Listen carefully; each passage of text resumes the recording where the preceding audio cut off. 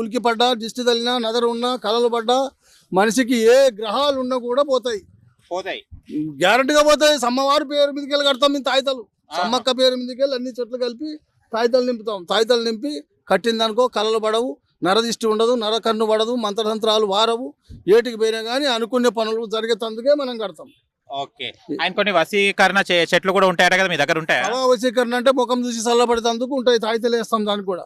Okay. తాయితలు మా cameraman అప్పుడప్పుడు గబ్ గబ్ అంటుంటాడు. ఆయన చల్లబడడానికి ఉందా తాయిత? వేస్తాం. తాయితేస్తావా?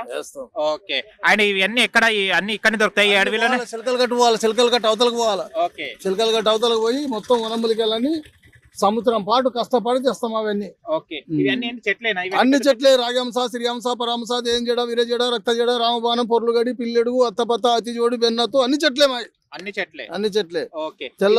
తెల్ల ఉసిరి పాములు గరిస్తే కూడా పనిచేస్తుంది. పాములు గరిస్తే ఎట్లా? పాము గరిస్తే